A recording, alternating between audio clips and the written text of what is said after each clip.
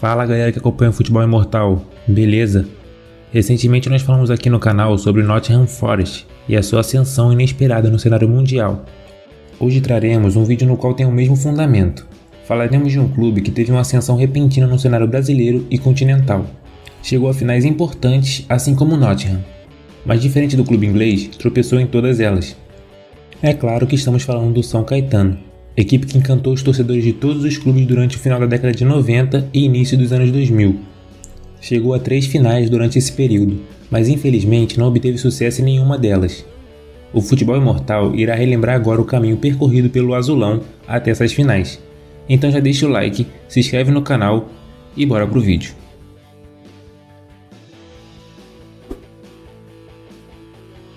O São Caetano foi fundado no dia 4 de dezembro de 1989 por pessoas de alto escalão da cidade de São Caetano do Sul, principalmente pela família Tortorello, que contava com Luiz Olinto Tortorello como prefeito de São Caetano do Sul, e buscavam reerguer o esporte na cidade.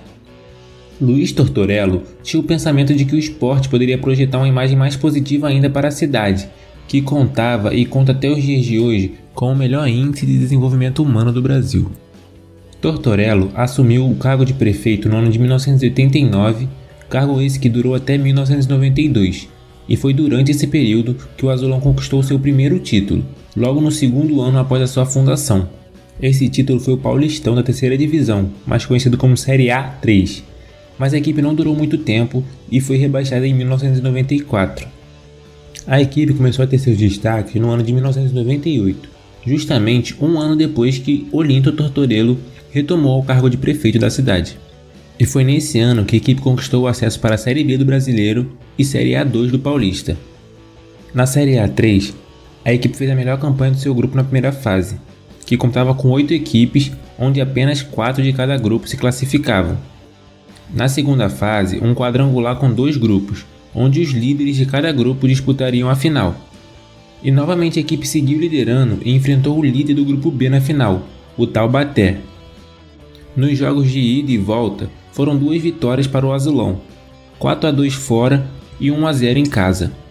O clube estava de volta para a segunda do Paulista. Mas não foi só essa conquista que o clube alcançou nesse ano. Na estreia do São Caetano no complicado sistema que era a Série C, o clube alcançou o acesso. 11 grupos com 6 times cada disputavam jogos de ida e volta, onde apenas 3 se classificavam, exceto o grupo 5, que conteve apenas 5 clubes e eram 2 classificados. As 32 equipes classificadas passavam por uma fase de mata-mata que ia até a semifinal, até restarem apenas 4 clubes. Aí então acontecia um quadrangular onde os 2 primeiros subiam de divisão. O São Caetano ficou em segundo colocado, 1 ponto atrás do Avaí, que naquela ocasião se tornou campeão. Em 99, o clube voltava à segunda divisão estadual e estreava na segunda divisão nacional. O regulamento da segunda divisão paulista era parecido com o da terceira divisão, que também era composta por 3 fases. Na primeira fase, o Azulão alcançou a segunda colocação, mas na segunda fase a equipe perdeu a oportunidade de disputar a final e de subir para a elite paulista, pois ficou em terceiro lugar no quadrangular. Já na segunda do Brasileirão, a equipe só não foi a campeã porque o campeonato contava também com 3 fases. Na primeira fase, as equipes jogavam entre si em jogos de apenas um turno. O São Caetano foi soberano, líder com 13 vitórias, 6 empates e apenas 2 derrotas. Os 8 melhores colocados dos 22 clubes participantes se enfrentariam no mata-mata, onde sobrariam apenas 4 equipes para disputar o quadrangular na terceira fase. Mas o Azulão decepcionou e foi eliminado pelo Santa Cruz, perdendo então a oportunidade de jogar a terceira fase e de disputar pela primeira vez a elite do futebol brasileiro. Naquela ocasião, Goiás e o próprio Santa Cruz subiram à elite do futebol nacional. Se o ano de 99 pareceu perdido para o São Caetano por não obter nenhum acesso, o de 2000 foi justamente ao contrário. Foi o ano da volta por cima e de certa forma fez a equipe participar da Série A naquele ano. O São Caetano, que já contava com o craque Ademar, maior artilheiro da equipe até os dias de hoje com 68 gols, contou também com Túlio Maravilha para o Paulistão de 2000. Túlio, que foi o craque do Botafogo no título de 95, mas a mídia insistia em dizer que Túlio já estava em final de carreira. mesmo com apenas 30 anos. A equipe começou o primeiro turno do Paulistão A2 muito mal, o que causou a demissão do técnico Luiz Carlos Martins e a contratação de Jair Pisserni, treinador responsável pela medalha de prata da seleção nos Jogos Olímpicos de Londres, em 1984. Pisserni também é conhecido por muitos que não são adeptos ao futebol e sim aos memes pela briga com um jornalista durante uma entrevista no treino do Azulão. Eu vou disponibilizar na descrição o link do vídeo caso você não saiba do que estou falando. Mas enfim, o fato é que com Pisserni o Azulão foi muito superior e venceu o segundo turno, conquistando um acesso na final contra o Paulista de Jundiaí, vencendo a primeira partida por 1-0 em casa e empatando fora. Com isso, o Botafogo, campeão do primeiro turno, e São Caetano, campeão do segundo turno, obtiveram acesso à elite do Paulistão. Túlio Maravilha terminou como artilheiro da competição com 18 gols, e com a campanha majestosa retornou ao Botafogo para atuar na tão complexa Copa João Avelange, que foi equivalente ao Campeonato Brasileiro de 2000, cujo São Caetano também participou. E que competição confusa foi essa, meus amigos? Falaremos com mais detalhes em um outro vídeo como surgiu a Copa João Avelange, o porquê da CBF ser suspensa e tudo mais, mas hoje falaremos apenas o importante para dar prosseguimento ao vídeo. O fato é que 116 clubes disputaram o torneio. Esses clubes foram divididos em grupos ou módulos, como foi chamado na época.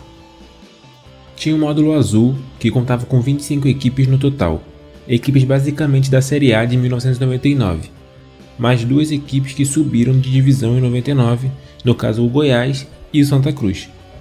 Bahia e América Mineiro também participaram do módulo azul, mesmo não obtendo acesso na Série B em 1999. O Fluminense, campeão da Série C de 1999, também fez parte do módulo azul, fato que gera piada até os dias de hoje pelo clube sair da Série C e ir diretamente para a Série A. As equipes do módulo azul eram mais privilegiadas, pois os 12 primeiros já passavam da primeira fase direto para a última fase. O módulo amarelo, que era do São Caetano, contava com 36 equipes, que era dividido em dois grupos com 18, e consistia com 15 equipes da Série B e 21 da Série C. Tinham também os módulos verde, que era composto por 28 clubes da região Norte, Nordeste e Centro-Oeste, e o módulo branco, que era composto por 27 clubes das regiões Sul e Sudeste. No módulo amarelo, que era do São Caetano, das 18 equipes de cada grupo, apenas 8 se classificavam, sobrando então 16 equipes que avançavam para a segunda fase, que era de mata-mata. Os finalistas do mata-mata avançavam para a terceira fase, onde já se encontravam os 12 primeiros do módulo azul. O fato é que o São Caetano passou em primeiro no seu grupo, na fase de mata-mata passou por CRB nas oitavas, Náutico nas quartas e Paysandu nas semis. Na final enfrentou o Paraná, empatando em 1-1 fora e perdendo por 3-1 no Parque Antártica. Na João Avelange, o São Caetano não jogou no Anacleto Campanella, estádio do clube, pois estava passando por reformas para a disputa do Paulistão de 2001. O clube chegou na fase final junto com o Paraná, mas ambos tropeçaram para o mesmo clube, a sensação do final da década de 90, o Vasco da Gama, que deixou o Paraná para trás nas quartas e bateu o São Caetano na finalíssima. Mesmo o clube passando por grandes equipes como o Fluminense nas oitavas, onde após o empate por 3-3 em casa bateu o tricolor por 1-0 no Maraca, lotado, com um golaço de falta no meio da rua marcado por Ademar. Passou também por Palmeiras nas quartas, sendo ambos os jogos no Parque Antártica, vencendo o primeiro jogo por 4-3 e o segundo, mesmo com a equipe alviverde abrindo 2 gols de vantagem, o Azulão reagiu e buscou o empate que classificou a equipe até as semis. Bastava passar por Grêmio, do jovem Ronaldinho Gaúcho, que a equipe garantia uma vaga para a Libertadores, já que naquela ocasião, campeão e vice se classificariam. E foi exatamente isso que aconteceu. A equipe paulista bateu o tricolor imortal em ambas as oportunidades. 3-2 em casa e 3-1 no Estádio Olímpico. O São Caetano chegava na final da tão bagunçada Copa João Avelange. E se o campeonato todo foi uma bagunça, a final não seria diferente. A primeira partida foi em São Paulo, terminando em empate por 1-1. Bastava o Vasco vencer em São Januário, mas foi o Azulão que deu trabalho no início de partida, chegando a colocar 2 bolas na trave. A equipe vascaína chegou a perder o artilheiro Romário, substituído por lesão aos 20 minutos. Mas aproximadamente aos 25 minutos do primeiro tempo, uma parte do alambrado do estádio acabou cedendo e centenas de pessoas acabaram se ferindo. os bombeiros foram acionados para cuidar dos torcedores. Eurico Miranda, que até então era o vice-presidente cruzmaltino, entrou em campo para tentar buscar soluções, e é aí que começa a surgir a polêmica com a TV Globo, que fez questão de exibir uma reportagem dizendo que Eurico pedia a remoção dos torcedores de forma rápida para que o jogo continuasse. Eurico obviamente negou, dizendo que pediu prioridade às vítimas do acidente, e foi o que aconteceu. A partida foi adiada e remarcada para o dia 18 de janeiro de 2001 no Maracanã. O azulão, que bateu de frente com o Vasco em São Januário, não conseguiu ser páreo para o clube carioca. A equipe cruzmaltina estampou na camisa de forma totalmente gratuita a logo do SBT, uma pequena vingança de Eurico à Rede Globo, que teve que transmitir o jogo com o logo imenso do SBT na camisa do Vasco. O clube naquela ocasião contou com Romário dentre os titulares. O baixinho havia saído lesionado na partida que foi adiada. E foi dele um dos 3 gols do Vasco, que saiu na frente com Juninho Pernambucano aos 30 minutos do primeiro tempo, sofreu empate com Adãozinho 7 minutos depois, aos 37, mais 2 minutos depois, Jorginho Paulista amplia para o time da Colina e no segundo tempo Romário fechou o caixão. Seria ali a primeira oportunidade de um título de expressão perdido pela equipe do São Caetano. Tudo indicava que 2000 tinha sido um ano de teste e logo a equipe levantaria algum título de expressão no cenário nacional. O ano de 2001 foi o primeiro ano na elite do Paulistão. O azulão não foi tão mal, mas terminou em 5º colocado, ficando fora das semis. Com a CBF já podendo administrar campeonatos, o Brasileirão voltou à ativa como era antes. O São Caetano terminou em primeiro com 59 pontos, 8 pontos na frente do 2º colocado Atlético Paranaense. Mas como diz aquele ditado, tudo que é bom dura pouco. O Brasileirão naquela época, além de não ter jogos de ida e volta, também não era disputado por pontos corridos. Os 8 melhores classificados iam para a segunda fase, que era de mata-mata, onde ali saía o campeão. O sistema era parecido com o módulo amarelo do São Caetano na Copa João Avelange. A fase de mata-mata dava privilégio aos melhores colocados, pois eles jogavam em casa num jogo único, com a vantagem do empate. E foi o que aconteceu no primeiro confronto do azulão. O líder enfrentou o pior colocado da fase classificatória, o Bahia. A equipe não saiu do 0-0, mas mesmo assim avançou até as semis, onde bateu o Atlético Mineiro por 2-1. Na final enfrentou um outro Atlético, mas dessa vez foi o Furacão do Paraná. A finalíssima não tinha essa de jogo único, era jogo de ida e volta. O jogo foi entre Paranaense e Paulista, mas foi um mineiro que chamou a atenção nos dois confrontos. Alex Mineiro marcou 3 na vitória do Furacão por 4-2 na primeira partida. No estádio Anacleto Campanella, uma outra derrota, 1-0, com gol dele, Alex Mineiro. Se tornou carrasco do São Caetano e faturou o 3º lugar na artilharia do campeonato, com 17 gols, junto do seu companheiro de equipe Kleber Pereira, e atrás de Washington, com 18, que naquela época defendia as cores alvinegras da Ponte Preta, e o baixinho Romário, com 21. O São Caetano sentia não uma, mas sim 2 vezes o amargo gosto do vice-campeonato. Nesse mesmo ano, a equipe também jogou a Libertadores. Chegou até a fase de mata-mata, mas caiu logo nas oitavas, nas penalidades, contra o também paulista Palmeiras. O clube que há 3 anos atrás disputava a última divisão do Campeonato Brasileiro, chegava a 2 finais da elite nacional de forma consecutiva. O São Caetano deixava de ser considerado o azarão e passou a ser um time competitivo e com grandes chances de vitória. Em 2002, ano de Copa do Mundo, a equipe novamente entrou nas disputas pela briga de títulos, mas novamente ficou pelo caminho. O Paulistão de 2002 contou com equipes menores do estado, já que a atração maior estava no torneio Rio-São Paulo.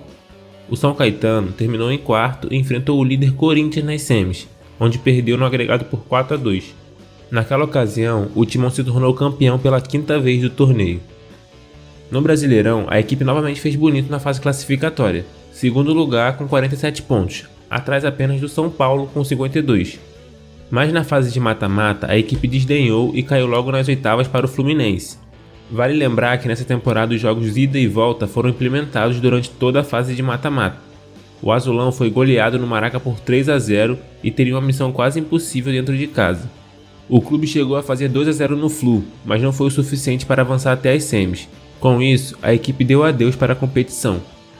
A eliminação precoce do Azulão no Brasileiro pode ter se dado a frustração da equipe na disputa da Libertadores.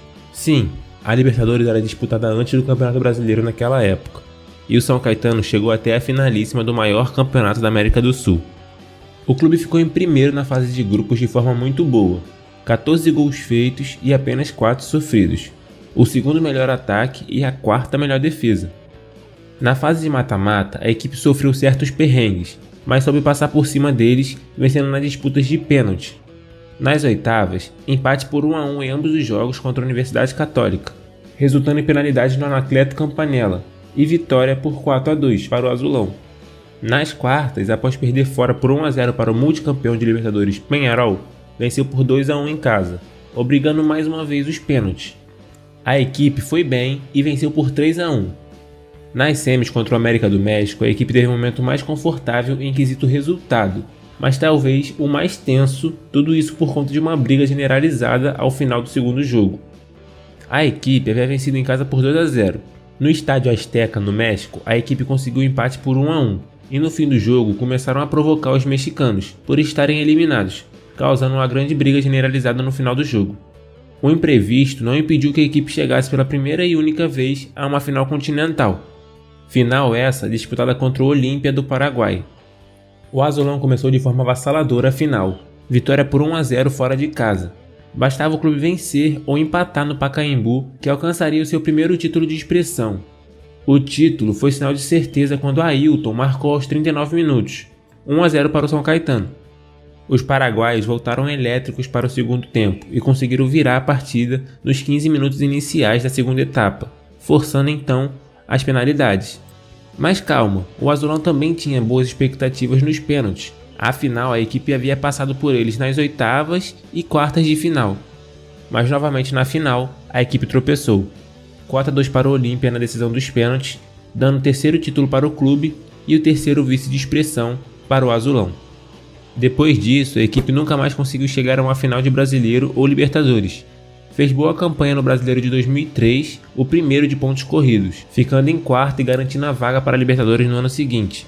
Ano esse que finalmente a equipe levantou um título na elite, dessa vez o Paulistão, o que nem se compara com o Brasileiro ou Libertadores, né? O treinador naquela ocasião era Muricy Ramalho, técnico multicampeão pelo São Paulo anos depois.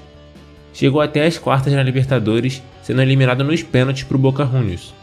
No Brasileirão, a equipe foi muito mal e quase foi rebaixada, 18º, 3 pontos abaixo da zona de rebaixamento. Mas essa não foi a maior tristeza da equipe naquele ano. Serginho, zagueiro que atuava na equipe desde 99, teve uma parada cardíaca dentro de campo e acabou falecendo. Na autópsia feita, descobriu-se que o coração de Serginho pesava 600 gramas, o dobro do tamanho comum. Serginho participou da jornada do Azulão nos vices da Libertadores e Brasileiro. Em 2005, a equipe também foi muito mal, 17º com os mesmos 3 pontos abaixo da zona. A decadência do clube era clara. Em 2006, a equipe acabou rebaixada para a segundona em penúltimo lugar, onde até os dias de hoje nunca mais retornou. Infelizmente, está bem longe de retornar. A equipe se encontra na Série D, a última divisão nacional, desde 2015.